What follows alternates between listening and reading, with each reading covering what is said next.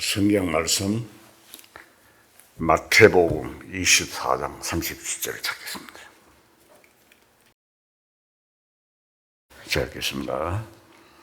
노아의 때와 같이 인자의 임함도 그러하려. 홍수 전에 노아가 방주에 들어간 날까지 사람들이 먹고 마시고 장가들고 시집가고 있으면서 홍수가 나서 그들을 다 멸하기까지 깨닫지 못하였으니 인자의 임함도 이와 같으리라. 그때에 두 사람이 밭에 있으며 한 사람은 데려가고 한 사람은 버려둠을 당할 것이요, 두 여자가 맷돌질을 하고 있으며 한 사람은 데려가고 한 사람은 버려둠을 당할 것이니라. 그러므로 깨어 있으라. 어느 날에 너희 주가 임하는지 너희가 알지 못함이니라.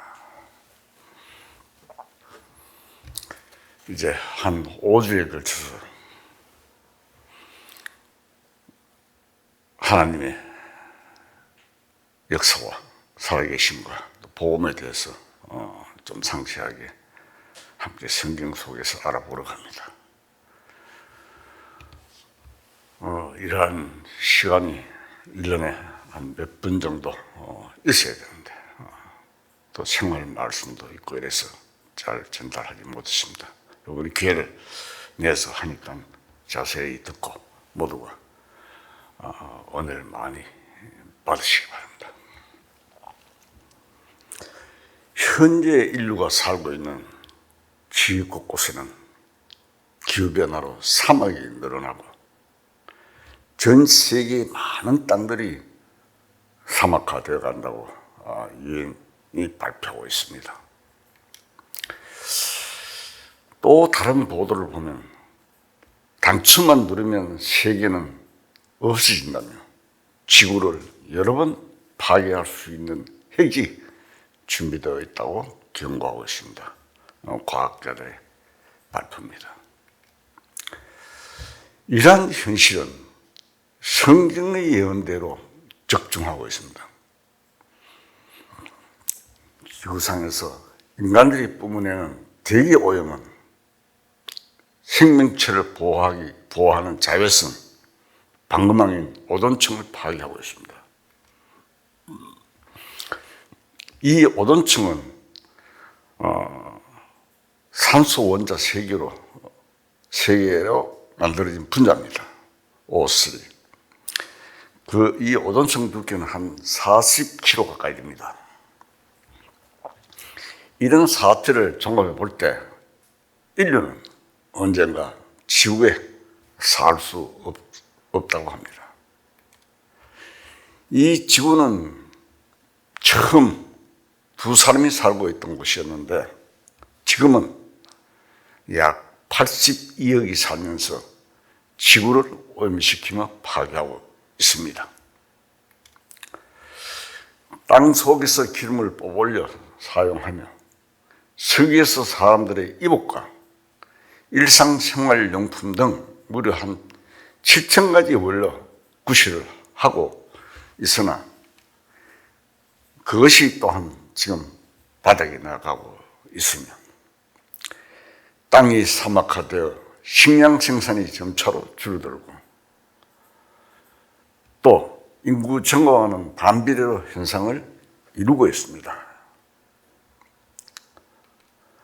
언젠가는 석유 파동, 식량 위기, 자연 법칙 변동, 기상이변이 많이 생기죠. 또 핵전쟁 등 인류 전멸 위험의 요인들을 많이 안고 있어서 지상에 인간이 산다는 것은 한계가 올 것 같습니다. 그렇다면 어디론가 떠나갈 준비를 해야 할 것이 아닌가 이 생각이 듭니다. 이렇게 지구가 인류의 생존에 위험하다면 그 어디엔가 피해갈 곳이 있어야 할 것인데 도대체 어디로 갈 수 있느냐 하는 것이 문제입니다. 이러한 문제를 의식한 과학계는 지구 이외의 전체 시선을 돌리기 시작한 것이 달과 별 탐사용 인공위성 발사입니다. 선진국에서 계속 지금 하고 있죠. 그러나 결과는 달에도 별에도 인간이 살 수 있는 곳은 아직 발견되지 않았고, 생명체의 서식 가능한 곳은 지구뿐임이 더욱 확실해져 가고 있습니다. 지구 안에만 산소가 있고 밖에는 없습니다. 대기권을 벗어나면 무중력에 산소통을 짊어지고 다녀야 합니다. 지구에는 인간이 생명체가 서식 가능한 곳이 없습니다. 그러면 인류는 위험한 지구상에서 속수무책으로 멸망한 날만 기다리고 있어야 한다면 이것이 과연 하나님이 창조하신 인류의 운명이겠는가 생각해 볼 필요가 있습니다. 그러나 참으로 하나님이 창조하신 것이 사실이라면 이 절박한 현실에 대처할 어떠한 길에 대하여 성경에는 암시가 있을 것입니다. 성경은 하나님이 선지자를 통해서, 종들을 통해서 말씀하신 진리이기 때문에 성경에서 분명히 암시가 있을 것입니다. 이사야서 24장 18절을 찾겠습니다.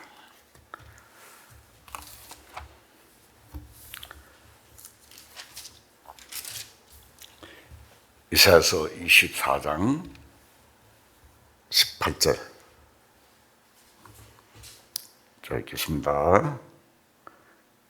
두려운 수르로 말미암아 도망가는 자는 함정에 빠지겠고 함정 속에서 올라온 자는 올무에 걸리니 이는 위에 있는 문이 열리고 땅의 기초가 진동하며 땅이 깨지고 깨지며 땅이 갈라지고 갈라지며 땅이 흔들리고 흔들리며 땅이 취한 자같이 비틀비틀하며 원두막 같이 흔들리며 그 위에 제약이 중함으로 떨어져 다시는 일하지 못하리라. 자, 여기 말씀에 보면은 이사야 선지자를 통해서 말씀하신 말씀입니다. 지구의 기초가 진동하며 땅이 깨어지고 땅이 갈라지고 땅이 흔들린다고 했습니다. 또 마태복음 24장을 한번 찾아보겠습니다. 24장 3절. 마태복음 24장 3절.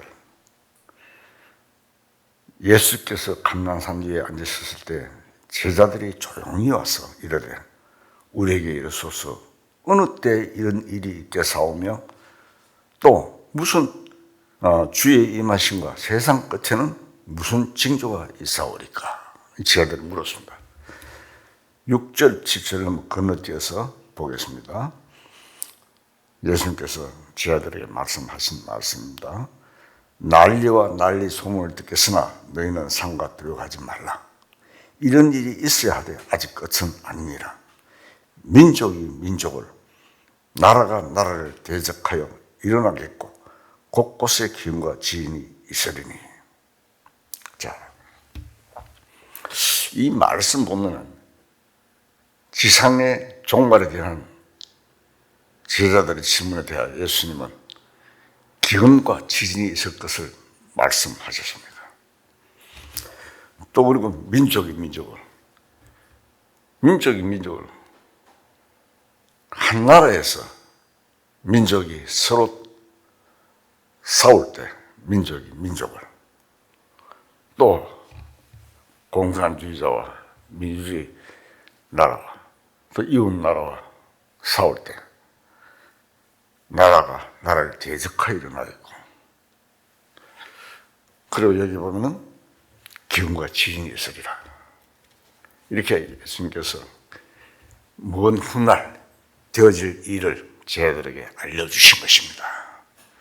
지금 우리가 임하고 있는 이런 시대에 이들을 예수님께서 말씀하신 것입니다. 또 히브리서 1장을 한번 찾겠습니다. 히브리서 1장 10절 읽겠습니다. 주여, 태초에 주께서 땅에 기초를 주셨으며 하늘도 주의 손으로 지으신 바라. 그것들은 멸망할 것이나 오직 주는 영존할 것이요 그것들은 다 옷과 같이 날아가시리니 어복처럼 갈아입을 것이요 그것들은 옷과 같이 변할 것이나 주는 여전하여 연대가 다함이 없으리라. 자, 이 말씀을 보면은 하나님이 창조하신 땅과 전체는 멸망한다고 했습니다. 그렇게 기록되어 있죠.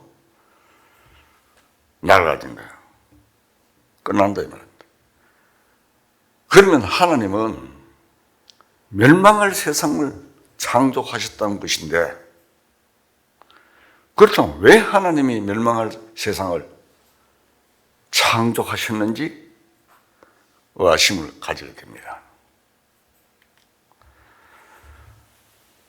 그러나 성경 여러 곳에서 영원한 새 세상이 올 것을 말씀하고 있습니다.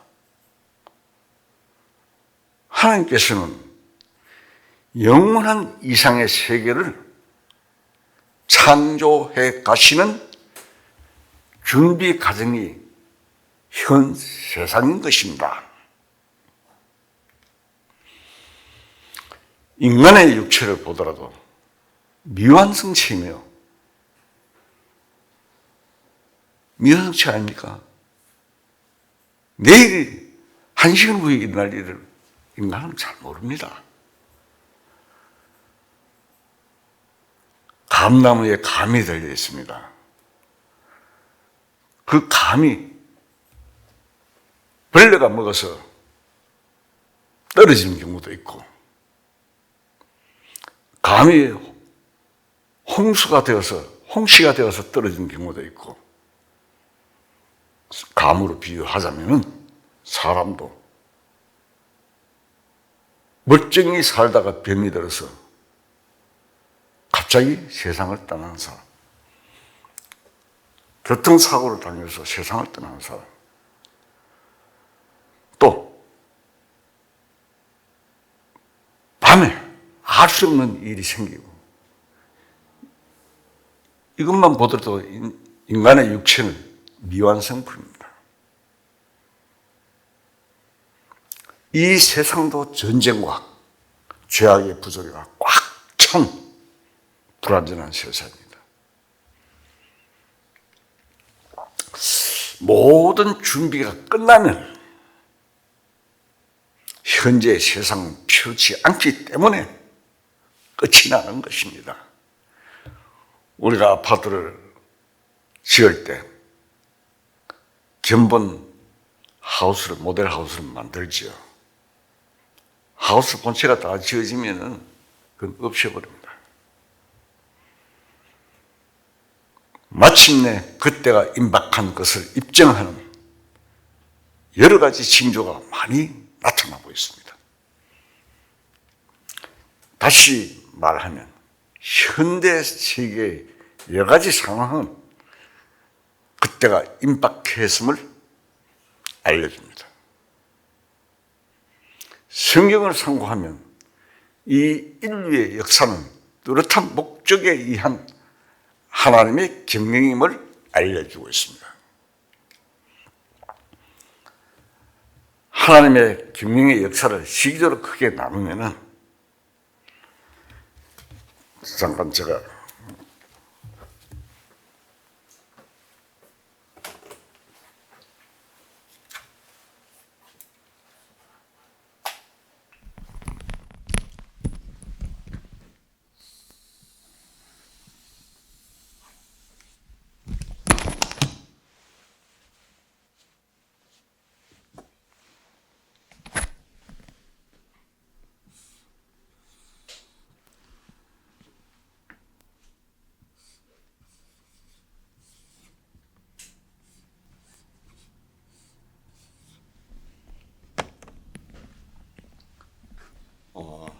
여기 보면은 예수 그리스도를 중심으로 해서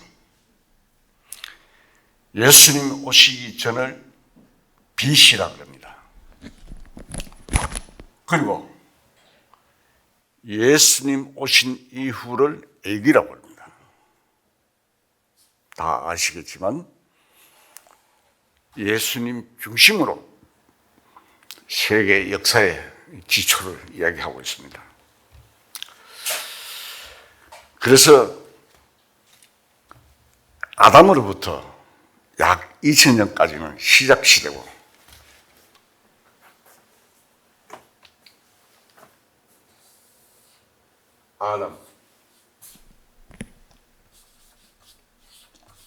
아담으로부터는 약 2000년의 시작시대가 형성되고 여기서 2000년은 아브라함 선민시대입니다.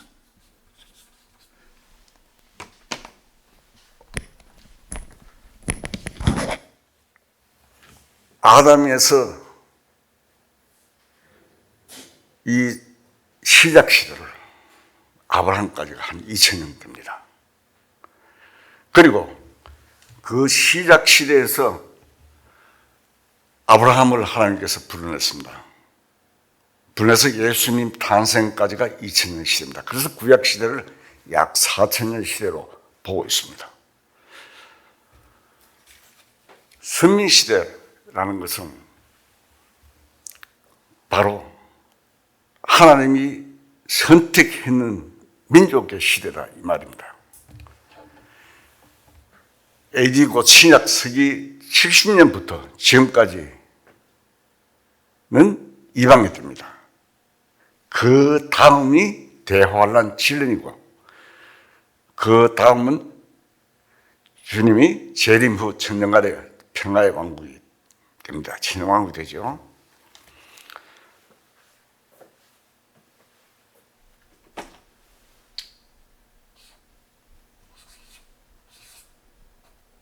(70년에) 로마 타이터스 장군에 의해서 예루살렘이 파괴됩니다. 그래서 이때부터 시작해서 이방 시대라고 합니다.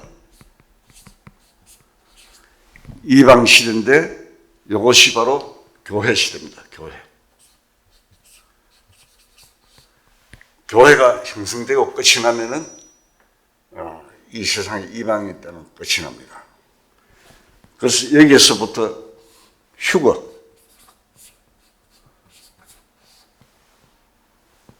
대환란 7년, 그리고 천년왕국 있고 그 다음 백보자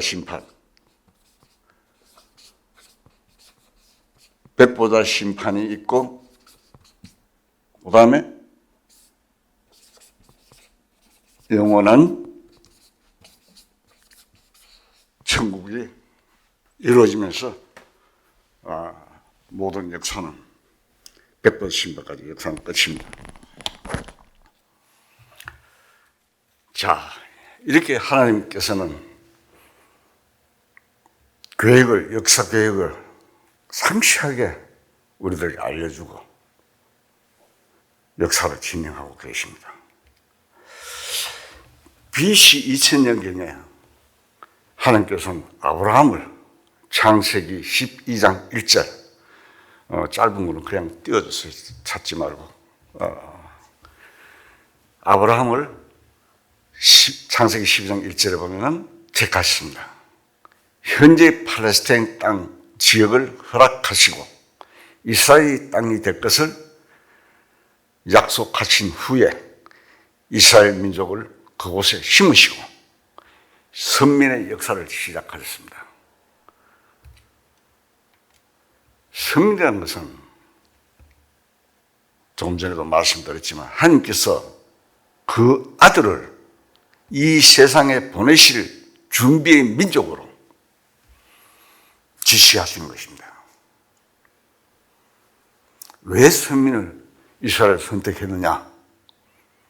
바로 하나님께서 하나님의 독생자 예수 그리스도를 이 세상에 보내시기 위해서 준비하는 민족으로 선택하신 것입니다.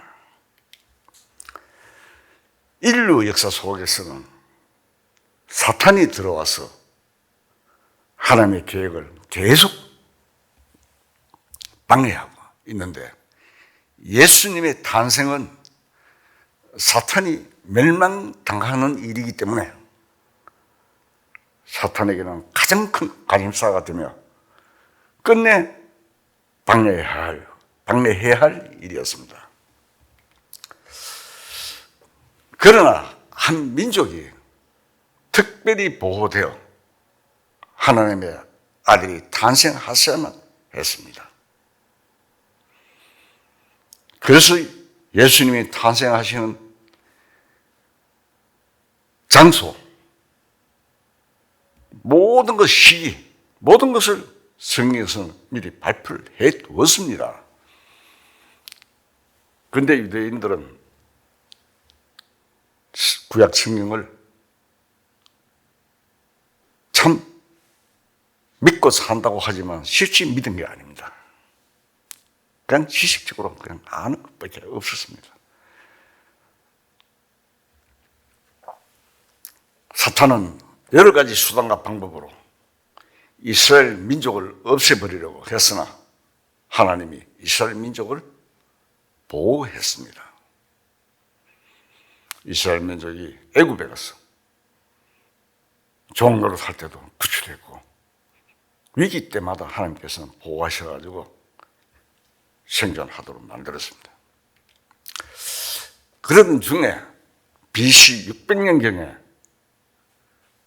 바벨론 포로로 잡혀가면서 이방이 이스라엘 지배하는 시대로 접어들기 시작했습니다. 여러분들이 잘 아시다시피 바벨론 이 제일 먼저 지배하고, 두 번째로 메데아 파사, 바벨론은 현재 이라크입니다. 그리고 메데아 파사, 이것은 이란입니다. 그 다음에 헬라는 그리스죠. 헬라 문명 시대 신약이 기록돼가지고 신약 원본은 헬라어로 기록되어 있습니다. 헬라. 그 다음에 로마가 지배하게 됐습니다. 로마가 동서로 갈라지면서 동로마, 서로마로 내려오다가 마지막에 유럽연합회, EU. 자, 이렇게 바빌론으로 포로가 되어 가면서 이방이 이스라엘 지배하는 시대로 접어들기 시작했습니다. 그때부터 성진 이스라엘 땅은 이방의 지배 아래 들게 되었습니다. 역사입니다. 역사에 지금 나오는 내용을 제가 말씀을 드린 겁니다. 이렇게 지배해 오다가 예수님이 탄생하신 후에 예수님을 죽인 죄로 이스라엘이 어떻게 됐습니까? 지상에 흩어지고, 그 다음에 그 예루살렘을 지배한 곳이 어디입니까? 로마입니다.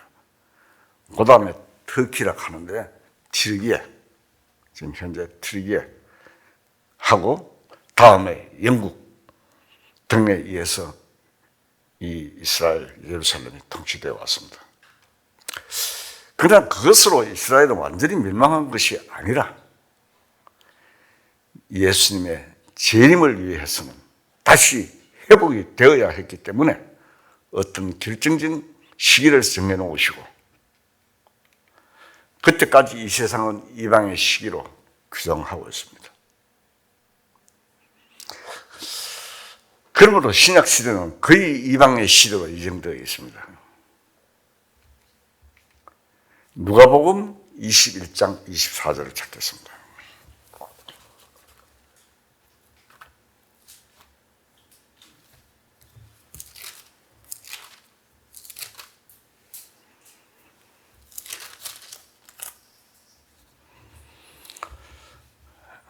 자, 알겠습니다. 누가복음 21장 24절이 되겠습니다. 그들이 칼날의 죽임을 당하며 모든 이방에 사로잡혀 가겠고 예루살렘은 이방인의 때가 차기까지 이방인들에게 밟히리라. 예수님께서 말씀하셨습니다.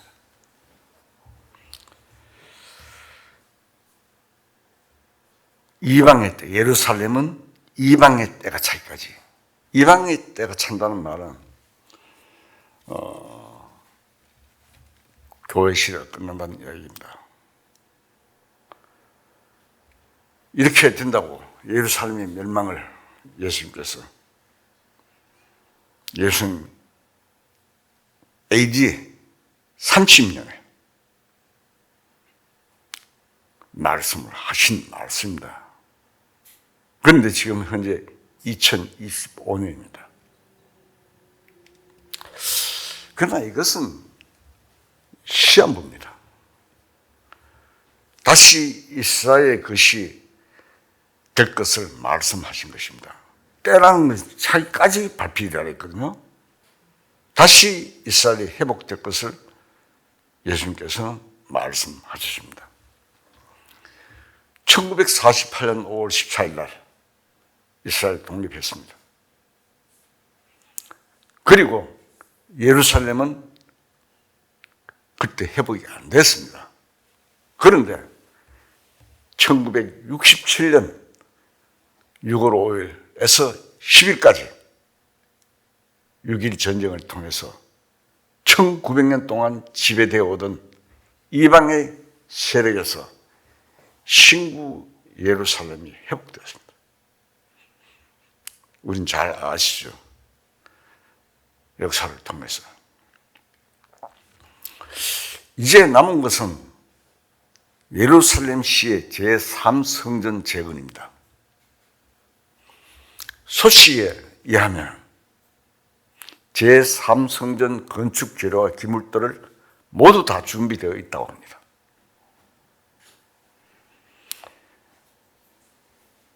다윗이 성전 지을 때 모든 재료를 준비해주고 해놓고 솔로몬이 성전을 지었죠. 지금도 그 성전을 지을 기물은 다 준비되어 있다고 합니다. 성전 건축 사건은 역사에 있어서 결정적인 순간에 찾아오게 됩니다. 그때가 바로 어떤 사람들이 이 지상에서 사라지는 기현상이 일어나는 때인데, 그것은 육신의 변화로서 창조의 완성이며 또 다른 어떤 사람에게는 육신의 멸망의 시작이며 이스라엘에게는 하나님이 다시 돌아보시는 선민의 시대가 되는 것입니다.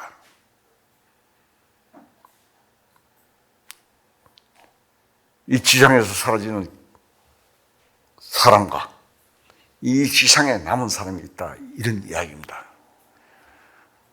그리고 변화되면 그 육신의 변화가 돼서 사라지는데 창조의 완성, 즉 예수님이 부활하셔서 시간과 공간의 제한을 받지 않고 사시된 부활, 변화된 그 몸으로 바뀐다, 이 말입니다. 인간이. 데살로니가전서 4장 13절을 찾겠습니다. 자, 알겠습니다. 형제들아, 자는 자들에 관하여는 너희가 알지 못함을 우리가 원하지 않으니 이는 소망 없는 다른 이와 같이 슬퍼하지 않게 하려 합니다. 우리가 예수께서 죽으셨다가 다시 살아나심을 믿을진데 이와 같이 예수 안에서 자는 자들도 하나님이 그와 함께 데리고 오시리라. 자, 여기 보면은 말씀 한 말씀 할 때 자세히 같이 마음속으로 읽어주시면 좋겠습니다. 우리가 주의 말씀으로 너희에게 이것을 말하니 주께서 강림하실 때까지 우리 살아남은 자도 자는 자보다 결코 앞서지 못하리라. 주께서 호령과 천상의 소리와 하나님의 나팔 소리와 친히 하늘로부터 강림하시리니 그리스도 안에서 죽은 자들이 먼저 일어나고 그 후에 우리 살아남은 자들도 그들과 함께 구름 속으로 끌어올려 공중에서 주를 영접하게 하시리니 그리하여 우리가 항상 주와 함께 있으리라. 참 이 구절을 읽을 때마다 우리의 소망, 우리가 기다린 그날 빨리 왔으면 좋겠다 이런 생각을 하고 있습니다. 또 다니엘서 9장을 한번 찾겠습니다. 24장 다니엘서 9장 24절.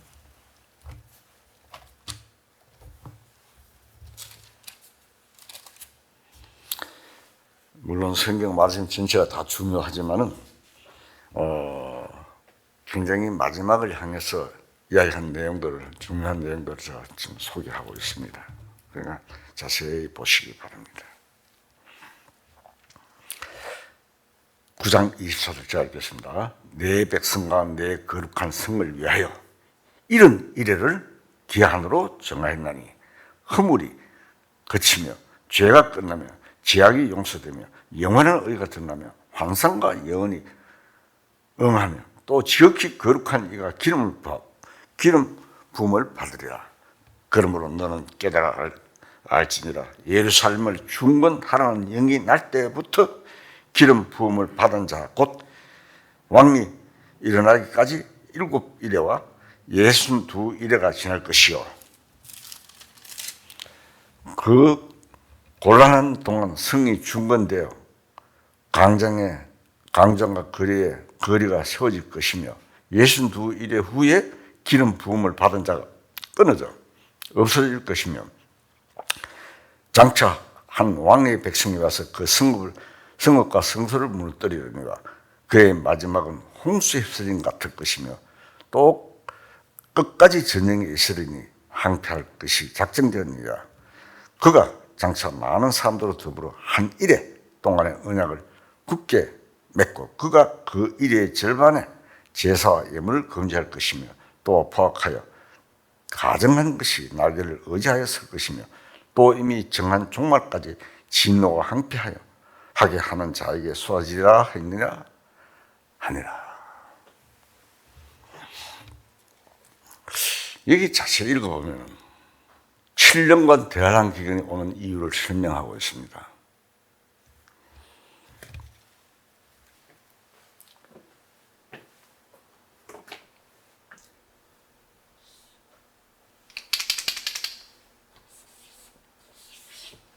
(71회) 이거는 490년을 말합니다. 지금 현재까지가 69일회가 지나갔습니다. 그리고 남은 것이 한 일회입니다. 한 일회. 이 한 일회가 어디냐 하면은 바로 7년 대환란입니다.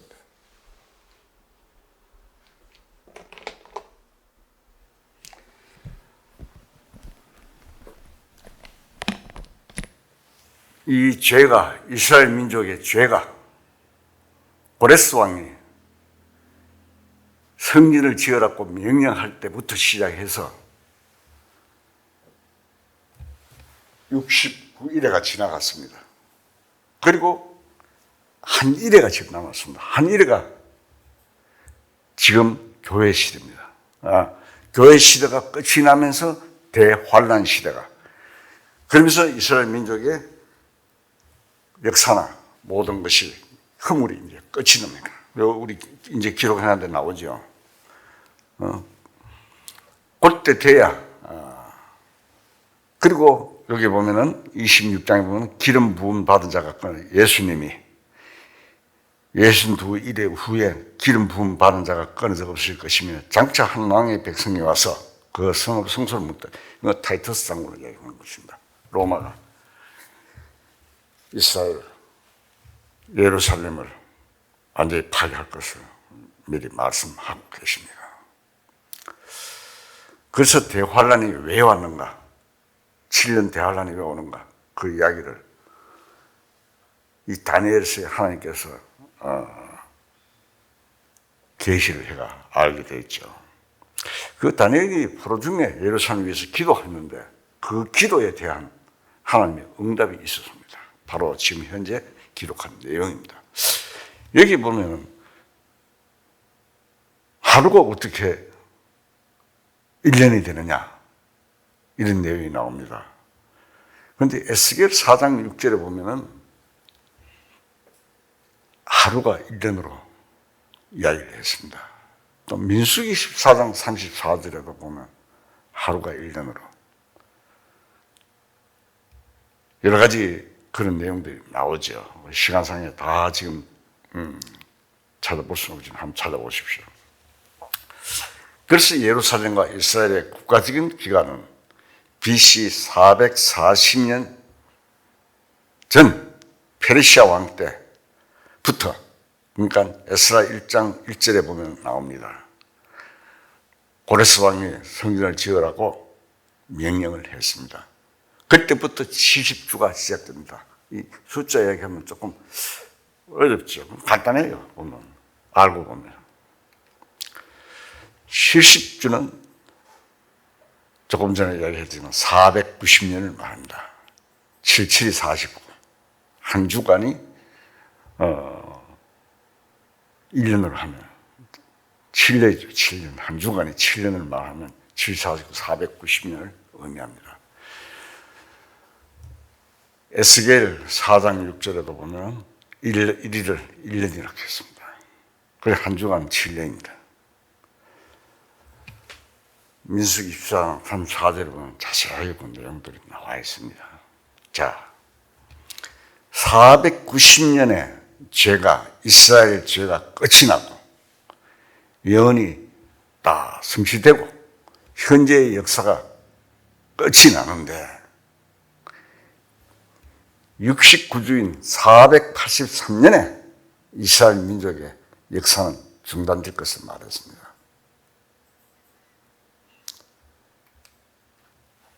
7주와 62주 만에 왕이신 예수님이 탄생하시고 또 죽으실 것을 예언했고 로마에 의하면 이에서 멸망된 후 최후의 한 주가 올 것을 말을 해서 그것을 조금 전에 말씀드렸듯이 7년 대환란이고 이스라엘의 때가 됩니다. 그것이 이방인이 구원받을 수 있는 이방인 때가 끝나는 것을 의미합니다. 이방인이 무한전 구원을 받을 수 있는 기간이 아닙니다.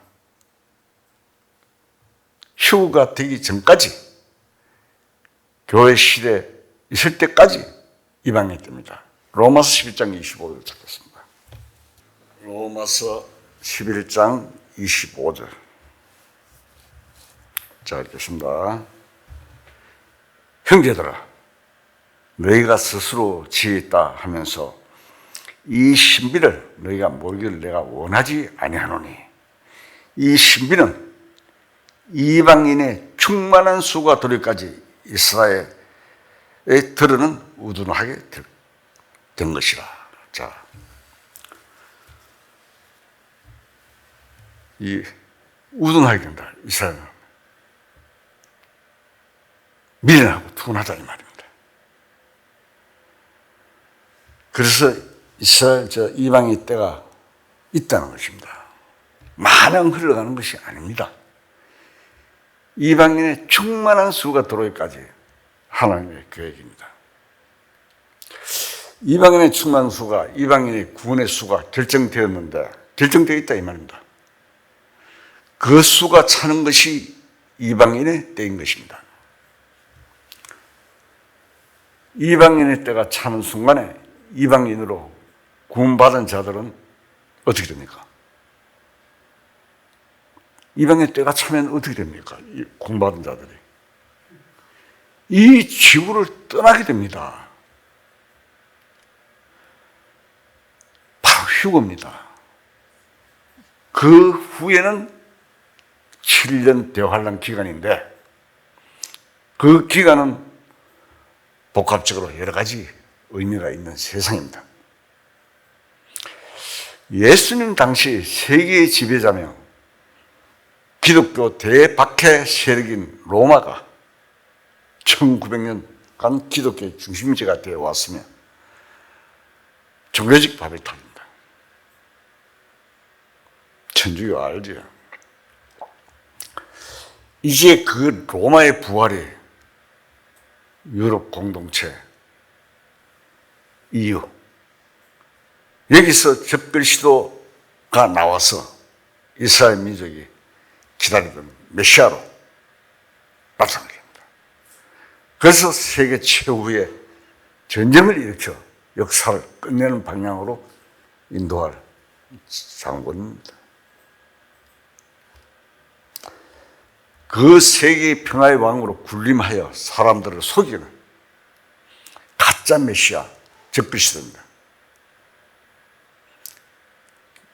지금 현재 기독교가 거기에 속아 거짓 평화 운동의 앞잡이가 되고 있습니다. 여러분들이 잘 알다시피 WCC, 프리멘션, 그 다음에 신세계 질서락 하면서 NWO, New World Order, 신세계 질서 주장하면서 세력들이 있습니다.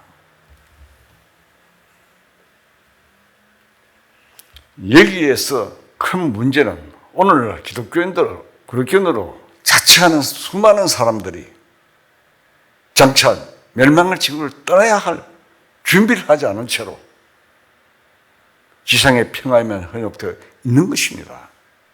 참 안타까운 상황입니다. 이 지구가 앞으로 멸망합니다. 그런데 우리는 이 지구를 떠나야 됩니다. 떠나려면 어떻게 됩니까?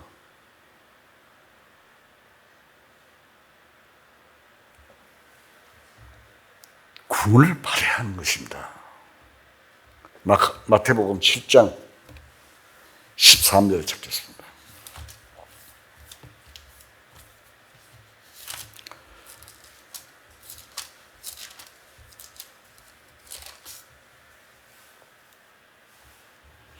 마태복음 7장 13절. 자, 읽겠습니다. 좁은 문으로 들어가라. 멸망으로 인도하는 문은 크고 그 길이 넓어 그리로 들어가는 자가 많고 생명으로 인도하는 문은 좁고 길이 협착하여 찾는 자가 적음이라. 사회 구원, 인류 평화, 자유, 평등 운동이라는 이명 아래요. 세계는 지금 멸망을 하여 달려가고 있습니다. 십자가의 진리는 사회구원이 아닌 영혼이 거듭나는데 목적이 있습니다. 거듭난 자만 멸망할 세상에서 피할 곳으로 살아갈 수 있습니다.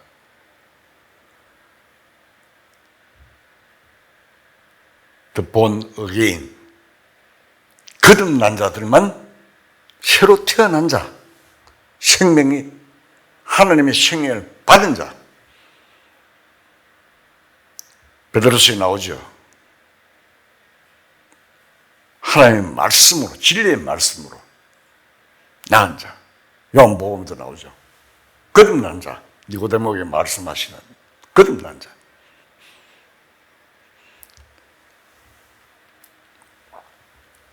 믿음으로 구원받는다고 하니까 나는 기독교인이라 안심하고 있으나 믿음은 두 가지가 있습니다. 회개 하나, 참된 회개가 무엇인지 알지 못하며 동시에 영혼의 구원을 알지 못하고 있습니다. 유다서 3장, 유다서 3절을 보겠습니다. 유다서는 한 장이죠. 한 장이니까 3절. 계시록 바로 앞에 있죠. 유다서 3절. 자, 읽겠습니다.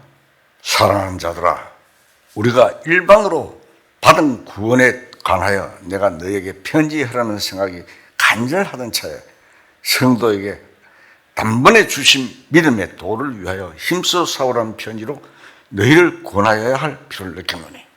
자, 여기 보면 일반으로 받은 구원이라고 했습니다. 단번에 주신 믿음의 도라고 했습니다. 이런 성경 말씀들을 우리는 자세하게 잘 알아봐야 하는 것입니다. 그 다음에 히브리서 13장 14절 한번 보죠. 조금 앞으로 폈어요. 히브리서 3장 14절. 우리가 시작할 때 확신한 것을 끝까지 견고히 잡고 있으면 그리스도와 함께 참여한 자가 되리라. 자, 우리가 시작할 때, 처음 믿음의 도를 받을 때, 확신한 것을 끝까지 근거히 잡고 있으면 그리스도와 함께 참여한 자가 된다. 이렇게 말씀하셨습니다. 그 다음에 골로새서 1장 6절을 봅시다. 골로새서 1장 6절 제가 읽겠습니다.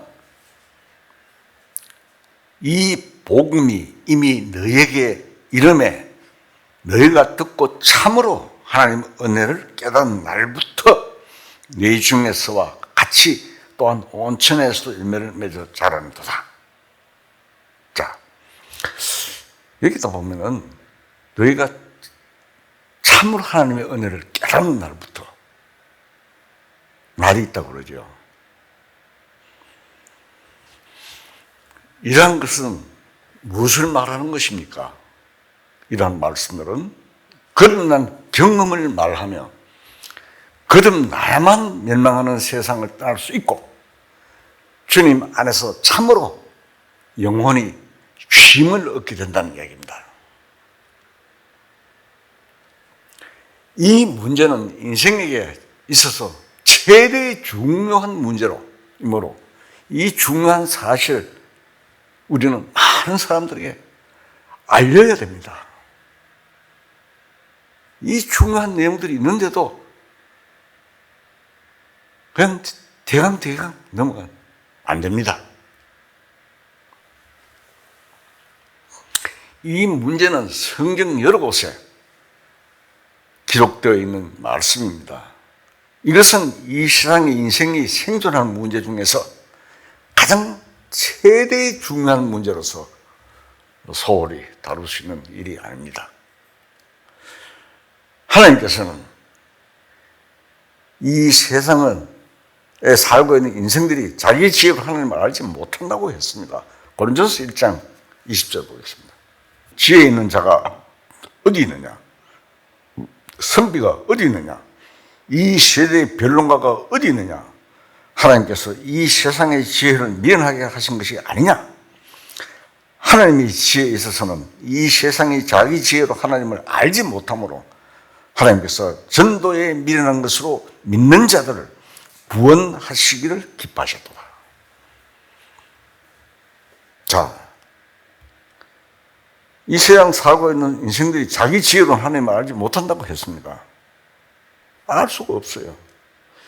가능도 알지 못하고 학문에 대한 소양이 넓고 아는 것이 많은, 즉 다각다식이라고 말하는 모든 자들도 자기 지혜로 하나님을 알지 못하므로 하나님께서 전도에 미련한 것으로 믿는 자들을 구원하시를 기뻐하셨다 하셨습니다. 사도행전도 입장에 나오죠. 예수님께서 성천하시기 전에 세상 끝까지 전해라고 전도하라고. 자, 그래서 이 말씀을 성경에 기록하여 성경을 통해서 하나님의 깊은 비밀을 다 드러내시고 깨닫게 하려고 하신 것입니다. 그러나 인생들은 하나님의 진리에 대해서 자신의 어리석은 생각을 가미하여 요리해 보려는 불순한 태도 때문에 성경이 믿어지지 않을 뿐 아니라 성경에 도전하게 되는 사례가 많아서 열심히 있는 목사나 신앙의 가정에서 칼막스나 니체 같은 사회주의 도전자들이 생겨나는 것입니다. 그것은 이상할 것도 아무것도 아닙니다. 그것은 인류의 시도에게서 시작된 일로서 사탄의 거짓말에 의해서 하나님의 진리가 거부된 결과의 세상이 바로 이 세상입니다. 인류는 예외 없이 아담 피를 받고 태어나서 사탄의 영향하에 있으며 사탄적인 인간의 이성의 활동에 의해서 하나님의 말씀에 대항하도록 되어 있기 때문입니다. 인간은 자기가 생각하는 것이 옳은 것 같고 진리인 것 같아도 그것은 아닙니다. 인간은 하나님의 지혜와 지식에 의존하지 않으면 살 수 없고 자기의 운명을 개척할 수 없습니다. 노래도 보면 나오죠. 인생은 나가는 길 어디서 왔다가 어디로 가느냐. 강물이 흘러가듯 구름이 흘러가듯 어디로 왔다고 어디로 가는지 모른다고 계속 이야기들을 하고 있습니다. 그리고 자기 생명을 자기가 마음대로 운명을 개척할 수가 없습니다. 이 세상을 창조하시고 인생도 창조하신 분은 사탄이 아니라 하나님이십니다. 우리는 이것을 알아야 합니다. 그렇기 때문에 하나님만이 진리를 가지셨고 모든 것이 절대적인 주권을 가지신 분입니다. 하나님께서 아담에게 모든 것을 주셨습니다. 창세기 1장 28절에 보면은 세상을 아담에게 정복하고 통치할 권리를 허락했습니다. 그러나 그 권리를 행사할 수 있고 유지할 수 있는 힘은 하나님의 말씀을 순종하는 데 있습니다. 사탄에 의해서 하나님의 주권을 표시하는 선악과를 범했기 때문에 인간은 모든 것을 상실했습니다. 하나님의 말씀에 순종하고 하나님의 말씀을 받아들이고 순종하고 믿고 가야 되는데 사탄의 말을 받아들이고 사탄의 말에 순종해서 선악과를 따먹었지 않습니까? 그래서 인간은 모든 것을 상실했습니다. 모든 것을 상실한 인간에게는 올바른 생각과 올바른 진리가 있을 수가 없습니다. 오직 하나님의 말씀만이 참된 진리입니다. 그래서 하나님의 말씀에 의해서 참으로 중요한 인생의 운명에 대하여 우리는 관심 있게 찾아보아야 하겠습니다. 그러면 가는 자란 말과 남는 자란 말은 무엇을 의미하는 겁니까? 우리가 살고 있는 세상은 인생들이 영원히 사는 것이 아닙니다. 인생은 왔다 갑니다. 한 사람도 예외가 없습니다. 200년의 사람이 지금까지 사는 사람이 있습니까? 권력을 누리고 하는 사람들도 때가 되면 다 사라집니다. 인생은 왔다가 가는 거. 인생들은 영원히 사는 것이 아닙니다. 인생은 나가는 길이라고 그랬어요. 인생이 만나면 헤어진다는 속담과 같이 이별이란 하나의 숙명처럼 인생의 뒤를 따르고 있습니다. 그렇지 않습니까? 인생은 태어나고 인생은 매일같이 이 지구상에서 생명체로서 죽어 사라지는 일이 계속되고 있습니다. 인생이 죽는 것은 다시 올 수 없는 곳으로 가는 것입니다. 한번 죽으면 다시 돌아오지 못하죠.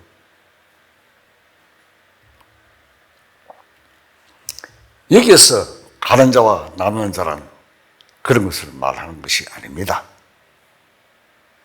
인생은 누구나 한 번 죽는 것이니 전부가 가는 자라고 해도 과언이 아닙니다. 인생 중에 이 생에 죽지 않고 영원히 현재대로 살 자도 없습니다. 우리는 성경에 의해서 한 가지 아직 현재까지 인생들이 경험하지 못한 엄청난 일을 당하게 됩니다. 죽어서 가는 것이 아닌데 오히려 가는 것은 행복이고 죽는 것도 아닌데 남는다는 것은 너무나 불행한 엄청난 불행으로 남게 되는 일이 있게 됩니다. 이 지구상에서 벌어집니다. 앞으로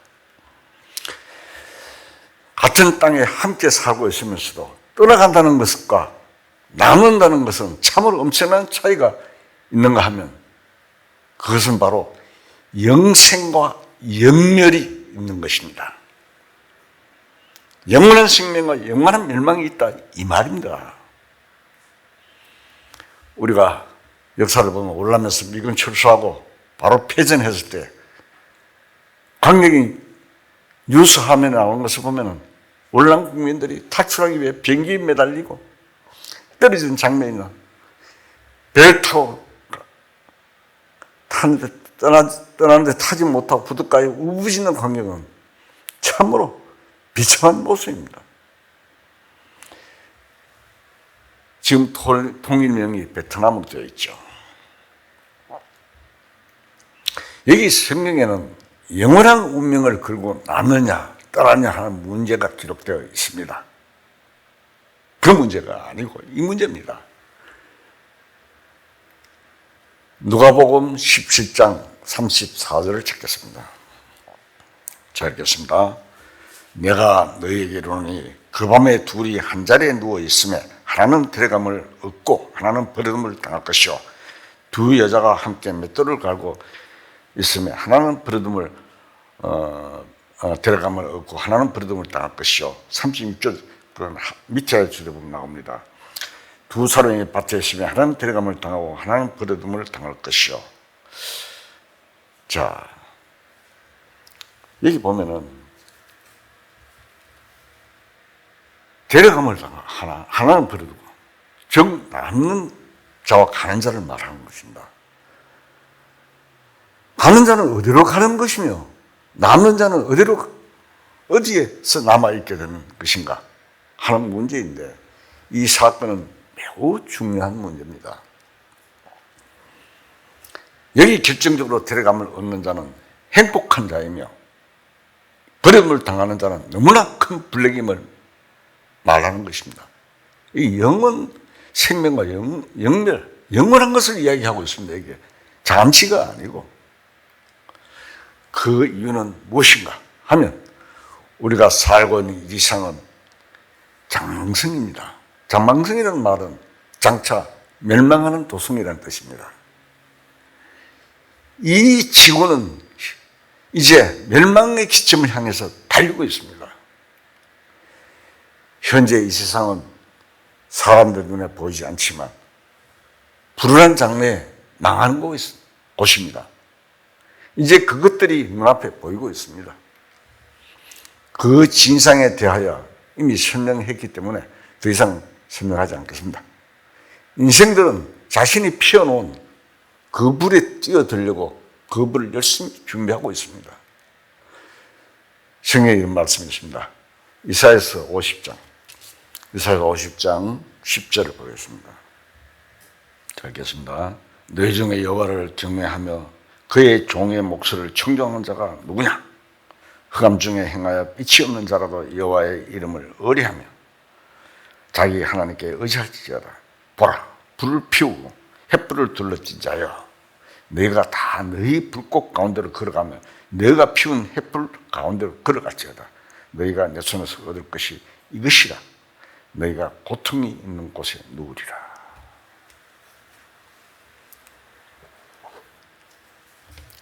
이 세상은 횃불을 한참 피우고 있습니다.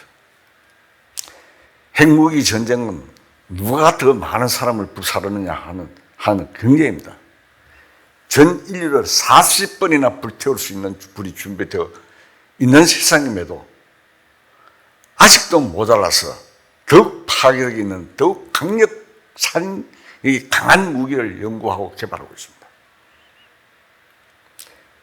사람들이 자의식 속에서는 또 언젠가는 세상이 불바다로 변할 것을 느끼고 있습니다.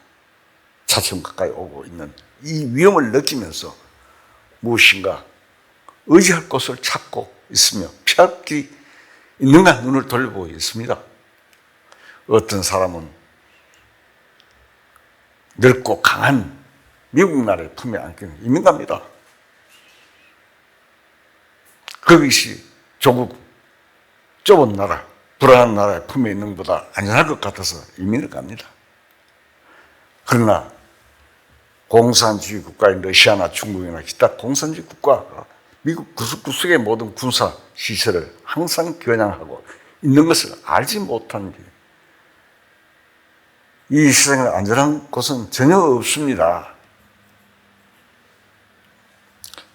가슴에 있으면 갈 곳이 있다면 별에나 달에나 그 어디라도 갔으면 좋겠다고 갈 곳을 찾고 있습니다. 그러나 별도 달도 아닌 어떤 곳으로 데려감을 당하는 무리가 있고 가고 싶어도 절대로 갈 수 없으며 그와 같이 버려지는 자가 있다고 하니 참으로 어처구니없는 일이 아니고 무엇이겠습니까? 도대체 데려가면 어디로 데려가고 그리고 누가 데려가고 무엇 때문에 데려가는지 그리고 남아있는 자는 어떻게 되며 누가 남게 되며 무엇이 어떻게 되었기 때문에 버려지는가 그 이유에 대해서 좀 알아봐야 하지 않겠습니까?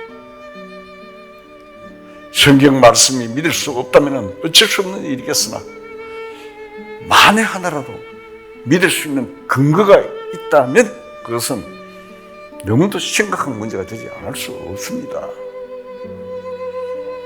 성경의 예언의 대로 다 이루었습니다. 아모스에 보면 하나님이 일방적으로 하시지 않는다고 되어 있어요. 선지자를 통해서 다 알려지고 비밀을 행하신다고 했어요. 선지자를 통해서 하나님이 상세하게 역사의 흐름과 인류의 역사의 그림자를 다 보여주셨습니다.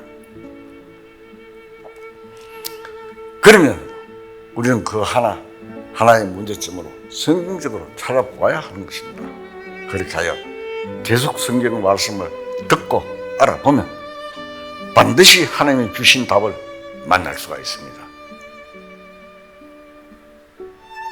다음 시간에 이어서 또 말씀을 드리겠습니다. 다 같이 기도하시겠습니다.